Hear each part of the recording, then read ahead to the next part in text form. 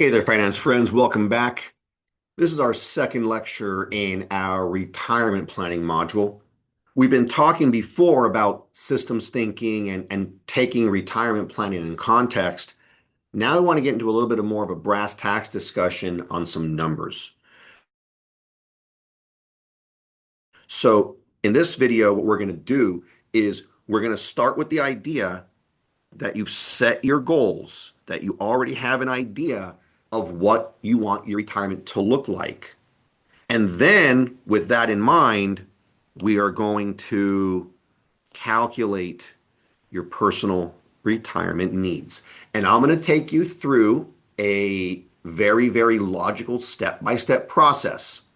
Step one, we're going to estimate retirement expenses.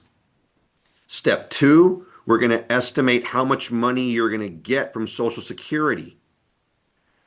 Then we're going to figure out the income gap.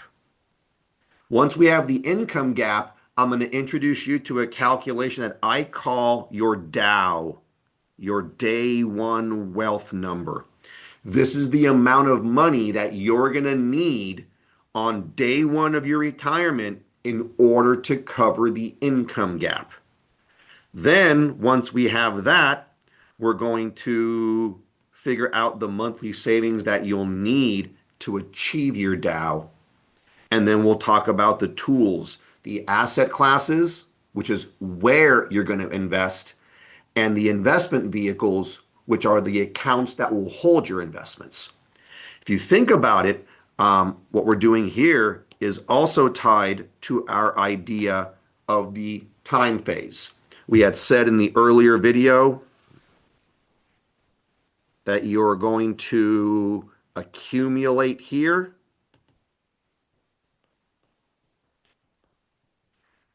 And then you're going to have your nest egg.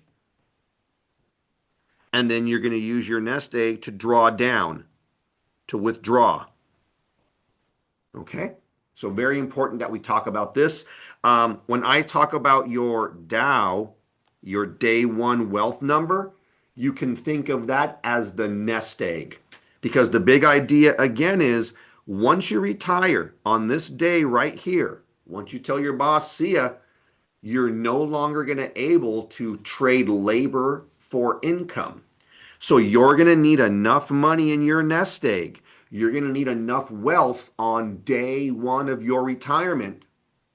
So your DOW, your day one wealth number, that's the nest egg that you will need to have on the day that you retire such that you can draw down on that nest egg. Okay? So we'll see this idea of planning again through our lens of systems thinking. Couple things I want to talk about before I give you these steps. Number one, what are your goals? Because at the end of the day, you have to have goals. And as we know, once you have goals, then you can put prices on goals. And basically, we need to do this because one of the first steps in retirement planning is to do the best that you can do right now when you're young and working and planning to anticipate the expenses that you'll need in retirement. Okay? So we're going to be thinking about goals and trying to anticipate expenses in the future. Okay, number one.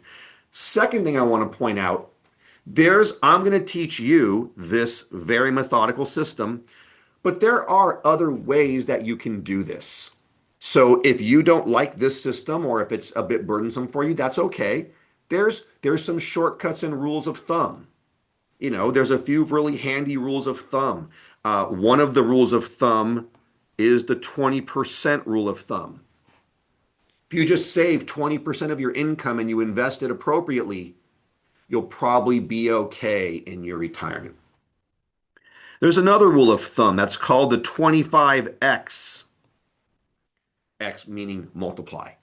The 25x rule says if you know how much your expenses will be in your first year of retirement, okay? If you can anticipate, if you can plan and think about what your expenses will be in your first year of retirement.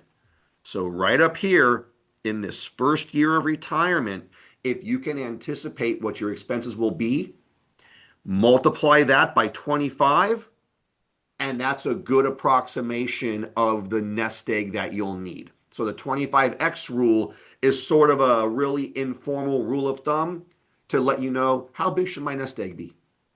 And then there's also a rule called the 4% rule. And the 4% rule says that once you have your nest egg, you can basically draw 4% off that per year comfortably. So all these rules can be little shortcut rules of thumb. Personally, for me, I like doing the analysis here. But really, what I do is I do the analysis here every year as I plan my own future. And then I do the little rules of thumb and I see if they sort of align. So I'm just getting different data points, different guidance points. Okay. All right. We'll talk about a few other systems details, but for now, let's just get into this and let's figure out how we do this. So, step one, estimate your retirement expenses. Now, there's a lot of ways to do this. The most commonly accepted way, I shouldn't say commonly, but an easy way to do it is to use what's called the replacement rate idea. The replacement rate idea says this, that when you retire, you're basically going to be keeping a lot of your expenses from your pre-retirement life, but maybe losing some expenses. And therefore, the replacement rate idea, and I'll just use as an example right now, 70%. The replacement rate theory says if you take your expenses in the year before your retirement, or maybe an average of your expenses in the 5 years before your retirement, and you multiply that by 70%, that's a pretty good approximation of how much income you'll need of what your expenses will be in the first year. You might be asking, hey, well, listen, why 70%? Well, we anticipate that by the time you're retired, perhaps your house is paid off, so your mortgage expenses are lower. You won't be commuting to work, so certain work expenses like gas and transport will fall a little bit. Tax burdens will fall a little bit. So basically, if you're tracking all of your expenses and all of your spending while you're working, take about 70% of that, and that's a nice approximation. Okay, notice that to do the replacement rate, going back to systems, it implies that you have built up the habit of tracking your expenses. That, like me, you're carrying around your little expense notebook, and every dollar you spend, you are tracking, and you're doing your weekly audit, weekly review to ask where your money went, that you're really aware, that you're building awareness around the details of your financial life. But in any event, let's just assume the 70% replacement rate as a placeholder. Now, there's something else you have to think about. You have to account for inflation and you have to account for taxes. Let's put all that together and let's start building up an example. Okay? So let's assume that you currently have $50,000 in expenses. You expect a 70% replacement rate. You plan to retire in 40 years.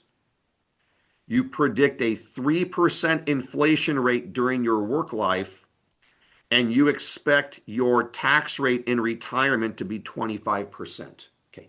Now you're thinking, man, I am swimming in numbers, but that's okay. These are some simple numbers you can anticipate. You can make estimates. Okay. Let's see how it works. So, step one, let's figure out your replacement rate retirement expenses. So let's figure out retirement expenses. And we're going to use the replacement rate. So we said that you have $50,000 of expenses. That's right now. And you're going to do a 70% replacement rate. So that's $50,000 times 0.70. That's $35,000. So basically, if you are spending 50 grand today and you were to retire today at a 70% replacement rate, you would need $35,000 in today's income. So this is 35,000 and this is in today's income. Okay? So far so good. But we got a problem. And that problem is inflation. You see, we have said that you're not going to retire for 40 years and that we expect a 3% inflation rate. So the next step is to figure out if we need $35,000 in today's dollars, in today's values, how much will we need to have in 40 years if the inflation rate is 3%? We have our formula. We know the future value formula. Future value equals present value times 1 plus the inflation rate to the exponent of n, the number of years. So if you need $35,000 today at a 3% inflation rate over 40 years, you're going to need 35,000 times 1.04 to the 40. This is going to equal $114,171. What does this mean? What does $114,171 mean? Get ready. $114,171 in 40 years is what will buy you what $35,000 buys you today. In other words, your $35,000 here buys you $35,000 worth of goods and services today. Given a 3% inflation rate over 40 years, to maintain that purchasing power, to maintain that consumption level, to maintain that lifestyle, you'll need $114,171. Okay. This is why inflation is so brutal. This is why I always say that inflation is theft. It is a hidden theft. It's a hidden tax that ruins your buying power. I want to say it one more time to be clear. Having $114,171 in 40 years makes you no better off than $35,000 today. It's the same amount of buying power. So if you want $35,000 of buying power today, to have that same buying power in 40 years, you're going to need $114,000. Inflation's brutal. You can see the impact of it. There's one other brutal thing, that's taxes.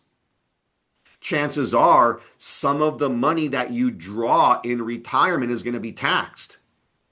So now we've adjusted for inflation.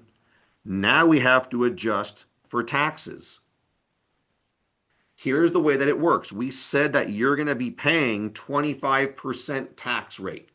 So if you're paying a 25% tax rate, then you're keeping 1 minus that tax rate, okay? Simple rule. Whatever your tax rate is, that's how much of your money you pay in taxes. 1 minus that number is how much you keep. So if you pay 25% in taxes, 1 minus 25% is what you keep. So to adjust for taxes, we're going to take our number from 2, the 114,171, and we're going to divide that by 1 minus 0.25 equals 114,171 divided by 0.75 equals 152,258. What does this mean? This means that in order for you to keep your $35,000 worth of buying power, okay, back here, we said that if you apply the 70% retirement replacement rate, you need $35,000 of buying power today. 152,258 is the amount of money that you'll need to bring in year one of your retirement, such that when you account for taxes and account for inflation, you'll have that $35,000 of buying power. Pretty brutal when you think about it. But this is important that you understand the impact of tax rates and the impact of inflation over time. You would have never thought before this lecture, you would have thought, wow, $152,000 the day that I retire is great money. Well, it might be great money, but it's basically buying you $35,000 worth of stuff in today's terms. So we always want to be cognizant of the power of time, the power of inflation, the power of taxes as we're planning. Okay, so we've got the first part of our thing done. We know that we need $152,258.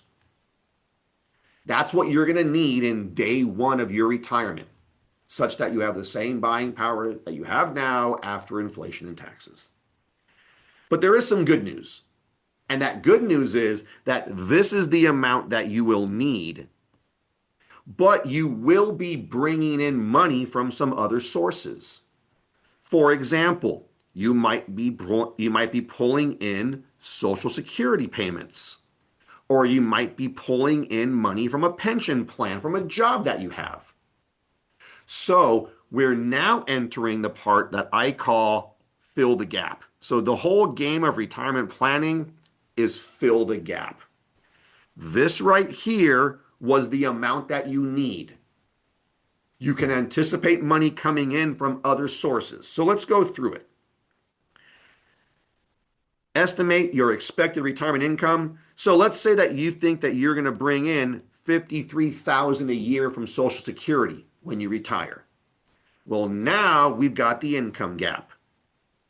Your year one number minus any Social Security is your gap.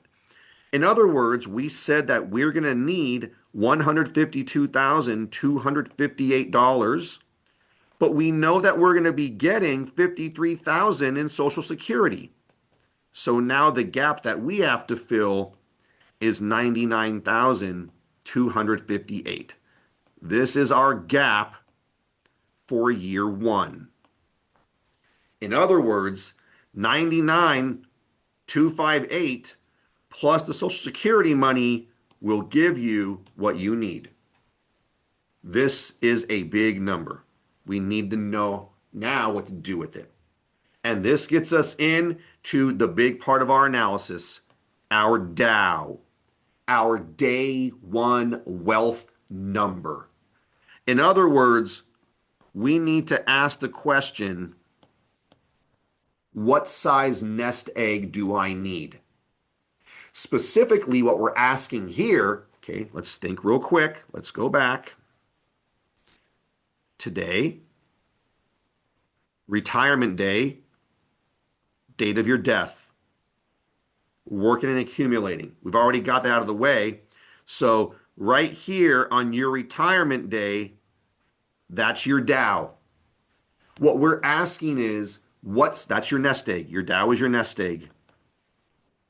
What size nest egg do you need so that every year in your retirement, you can generate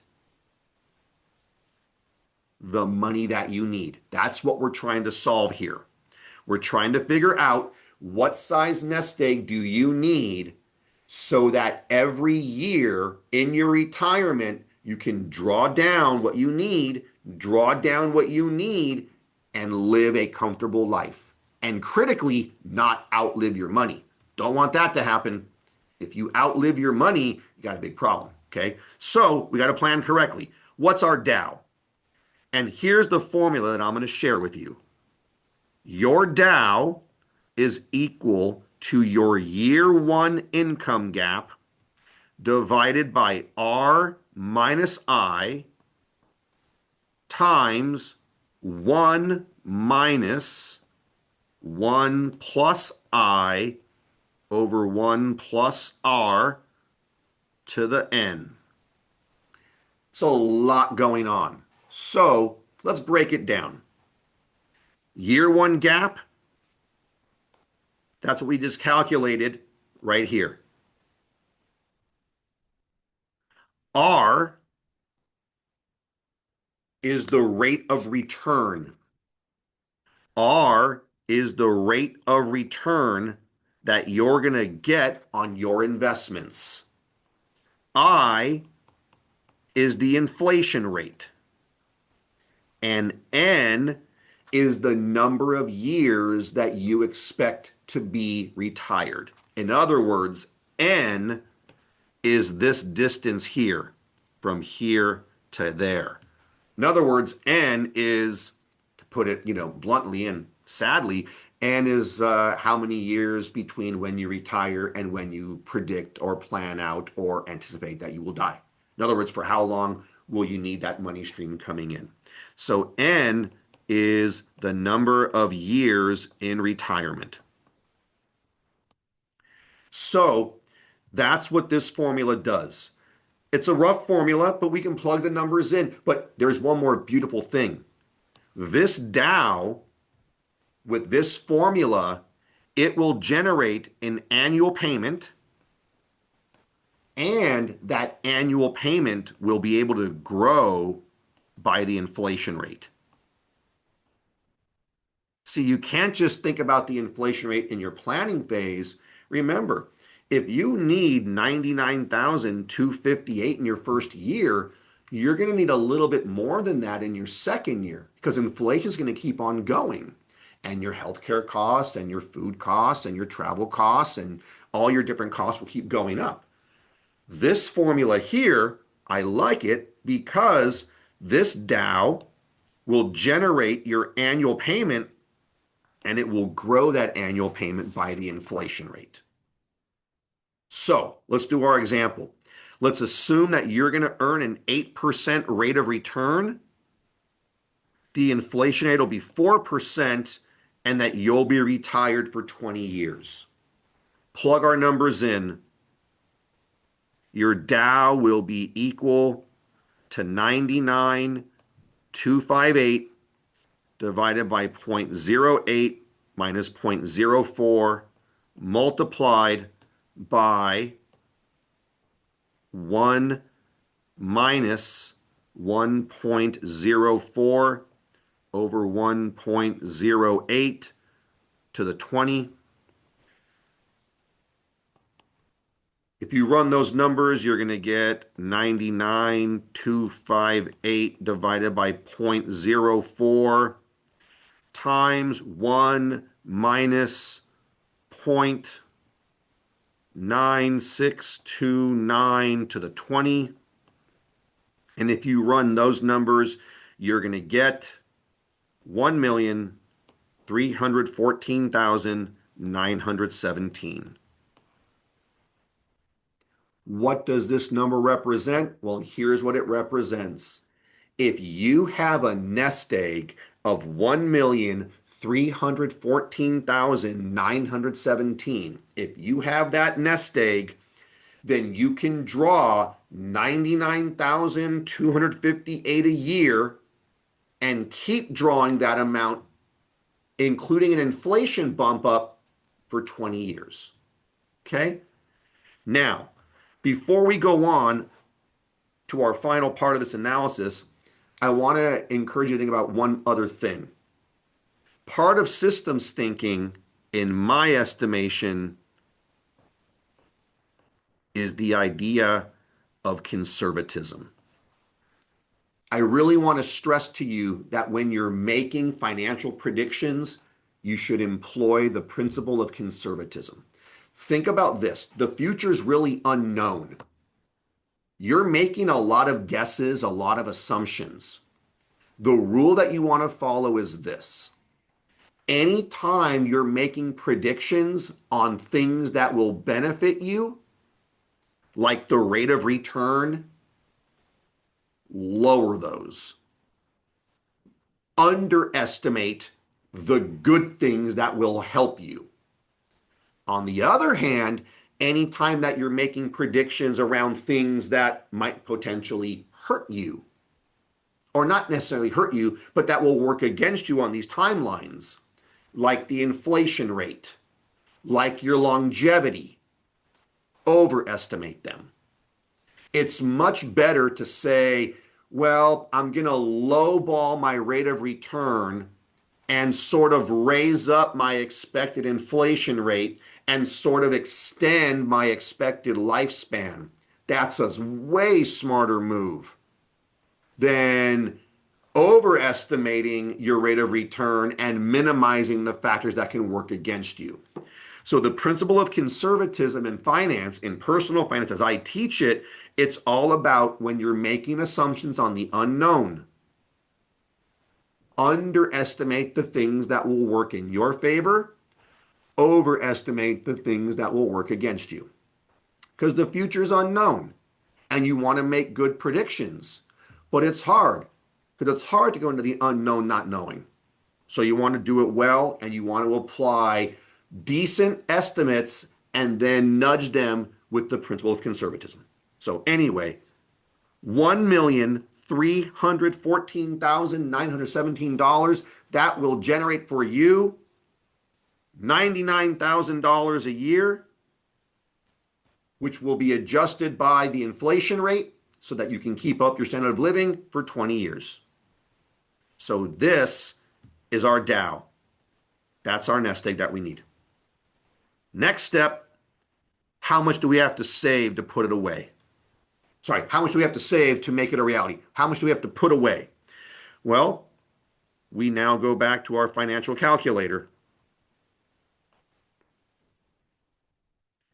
Let's say that right now we don't have anything saved.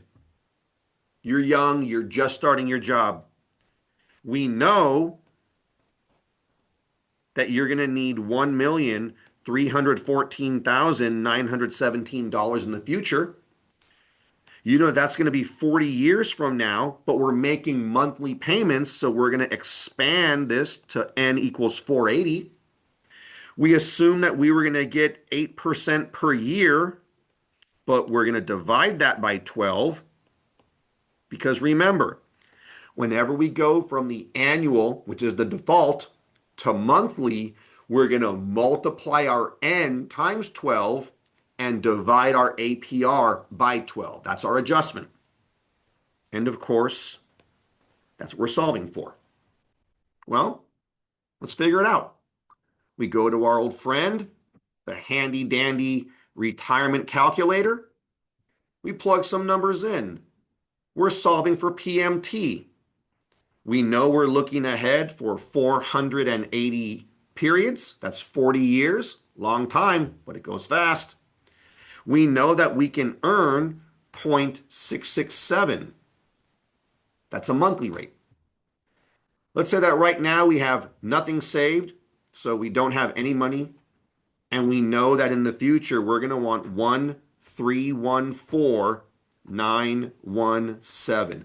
Look what we're asking the software to do. We're saying, hey, software, how much money do I have to put in? What's my PMT? What's my monthly savings that I'll need so that in 480 months at a monthly rate of 0.667%, I can build up this nest egg. Hit calculate and look at that. There it is. $376. $376. Not bad at all. Not bad at all. 376, and we'll actually round it up to 377. So what does this mean?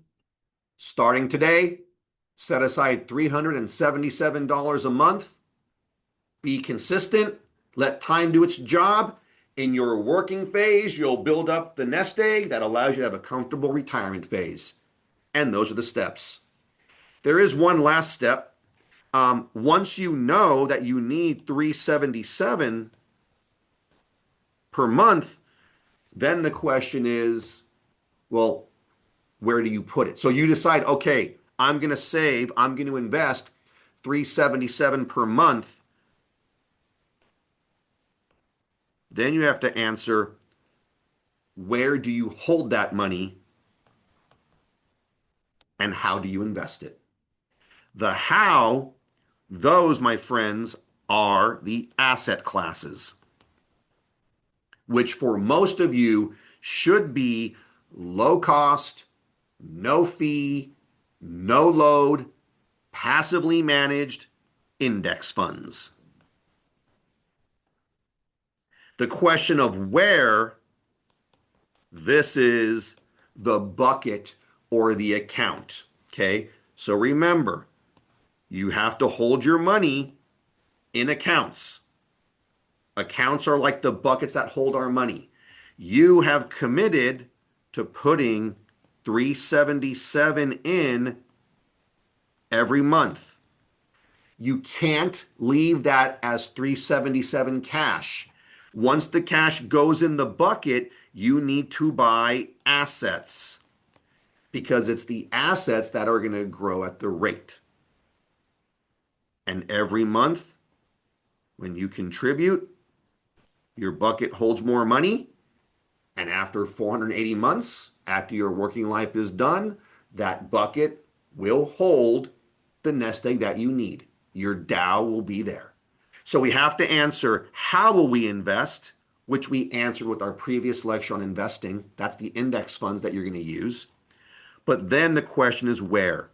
What kind of bucket will you invest in? What kind of vehicle will you use to carry your investments? And that's the topic of our third and last lecture, the retirement plans. Thanks for your time, and I'll see you then.